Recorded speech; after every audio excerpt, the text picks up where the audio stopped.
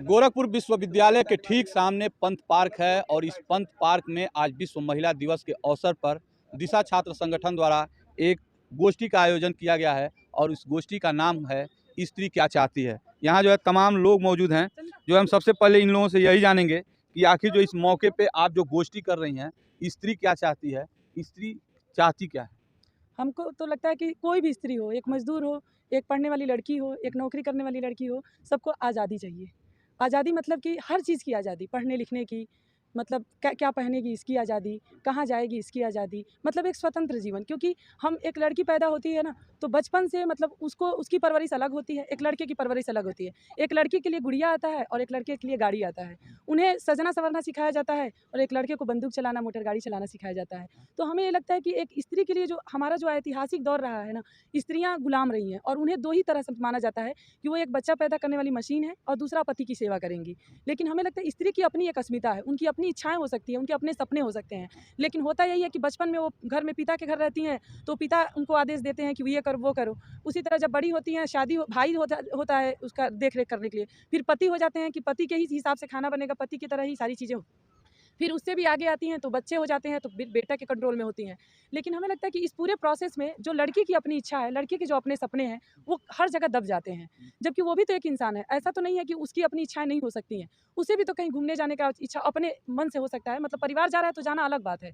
लेकिन अपनी भी तो एक इच्छा हो सकती है कि कभी हम जाएँ कहीं घूमें, उसकी गिटार सीखने की इच्छा हो सकती है, पहाड़ों पे जाने की इच्छा हो सकती है। और सबसे बड़ी बात, एक सुरक्षित माहौल चाहिए उसे, जहाँ पे उसे कहीं भी वो जाए तो घूरती नज़रों का सामना न करना पड़े। अभी तो यही हालत है ना कि कहीं भी जाओ आप, ऑफिस में काम कर रहे हो, क्लास कर रहे हो यूनिवर्सिटी में, आप कहीं कारखाने में काम कर रहे हो, तो हर जगह एक घूरती नज़रें और नोच खसोट लेने वाली मतलब चीज़ें मिलती हैं, जहाँ पे वो हर वक्त इस खौफ में होती है कि हम यहाँ जा रहे हैं तो सुरक्षित वापस लौटेंगे या नहीं लौटेंगे।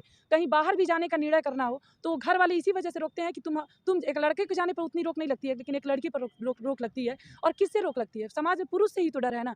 लेकिन हम पुरुष को दुश्मन नहीं मानते हैं कि कोई पुरुष दुश्मन हमारा है।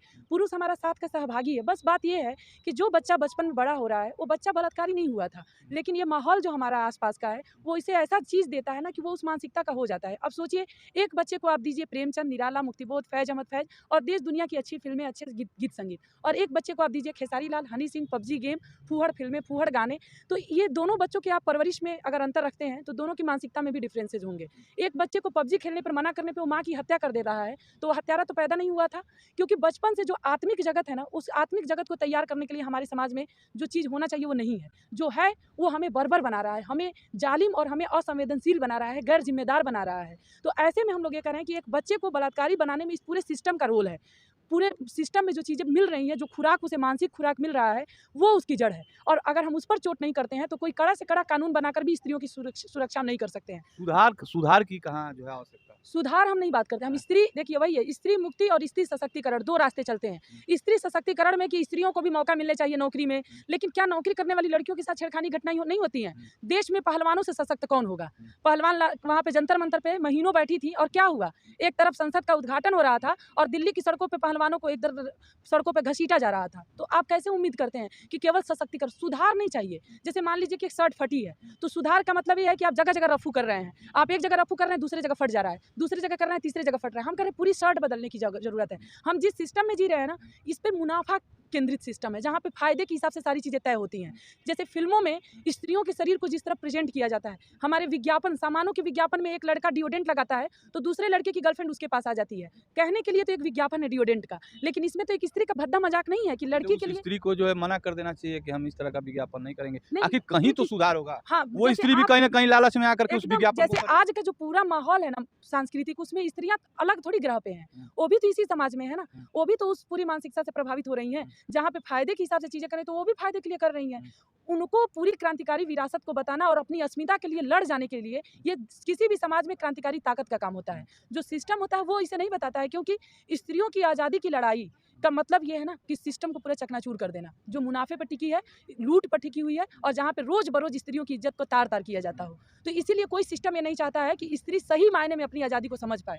हाँ, वो पायलट बन रही हैं तो वो ट्रेन चला रही हैं, इस रूप में उनकी आज़ादी का, उनके सशक्तिकरण का खूब प्रचार होता है कि स्त्रियाँ हर क्षेत्र में आगे जा रही हैं। लेकिन हर क्षेत्र में आगे जा रही हैं, लेकिन उनके साथ होने वाला गलत काम भी लगातार उसका परसेंटेज बढ़ रहा है।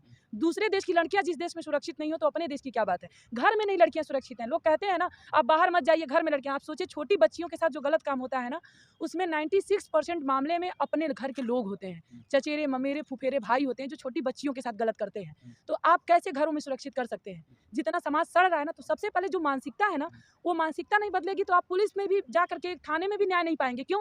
यहाँ आपके साथ गलत होता है और थाने में जाकर आप शिकायत करते हैं तो पुलिस वाला दोबारा आपके साथ गलत कर दे रहा है। तो हम कैसे न्याय की उम्मीद वही करें? तो मैं पूछ रहा हूँ कि आखिर जो है ये बदलेगा कैसे, सुधरेगा देखिए, अगर स्त्रियाँ ना जो गलत चीज़ें हो रही हैं, जो एन्जॉय करती हैं ना कि लड़कियों पे बहुत सारे जोक बने होते हैं, स्त्रियों पर, पत्नियों पर। तो हम पत्नियाँ और हम लड़कियाँ ही हँसती हैं, उसको एन्जॉय करती हैं। जिस दिन हमें समझे कि ये बहुत गलत और घिनौना है और हम उससे नफ़रत करना सीखें और उसका विरोध करना सीखें, लोग इसका विरोध कर सकते हैं। सरकार अपनी मर्ज़ी से कुछ नहीं करेगी। अगर सरकार को करना होता ना, तो जितने अश्लील वीडियोज़ के साइट से उसको रोक लगा देती। लेकिन सरकार को पैसा मिलता है उससे, वो रोकेगी नहीं। सारी गंदी फ़िल्में, अश्लील फ़िल्में धड़ल्ले से सेंसर बोर्ड द्वारा पास कर दी जाती हैं, तो सरकार उसे नहीं रोकती है। रोकना जहाँ चाहिए।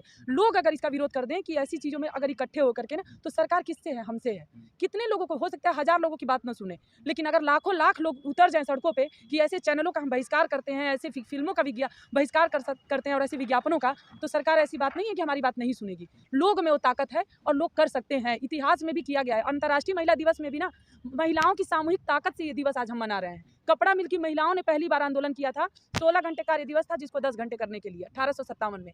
तो सामूहिक तौर पे हम कर सकते हैं, अकेले नहीं कर सकते हैं। अंजलि तो क्या कर रही हैं इसके लिए लोगों में जो है जागरूकता? आज ही अगर देखें तो बहुत लोग पार्टी कर रहे हैं, जा करके एंजॉय कर रहे हैं। हम लोगों को इकट्ठा करके उसकी क्रांतिकारी विरासत को लोगों के बीच लेकर के जा रहे हैं कि इसकी क्रांतिकारी विरासत को लोग जानें, ताकि सही मायने में 8 मार्च के मर्म को लोग समझें और उसके लिए कुछ आगे कर सकें। क्योंकि हम केवल यहाँ बहसबाजी ही नहीं करते हैं। जब हम यहाँ से उठेंगे तो हम अपना विचार उन्नत करके उठेंगे और 10 लोगों का विचार उन्नत करके उठेंगे और वो 10 लोग भी 10 लोगों को बताएंगे। ऐसा नहीं है कि ये रुक जाएगा सिलसिला। आप फ्रांस की रिवॉल्यूशन में जैकोबिन्स क्लब के बारे में जानते होंगे। फ्रांस की क्रांति में बहुत बड़ा रोल था। क्या था वो? कॉफ़ी हाउसेज में छात्र नौजवान थे जो बहसें करते थे और वो पूरे फ्रांस में फैल गए और फ्रांस की क्रांति में बहुत बड़ा रोल प्ले किया। तो आज हम छोटे हैं, लेकिन ऐसा नहीं है कि कारवां यहीं रुक जाएगा। ये कारवां जगह-जगह फैलेगा और जगह-जगह लोग यहाँ के विचारों को लेकर जाएँगे तो फैलाएँगे। ऐसा नहीं होगा कि अपने तक सीमित रखेंगे। ठीक, ठीक।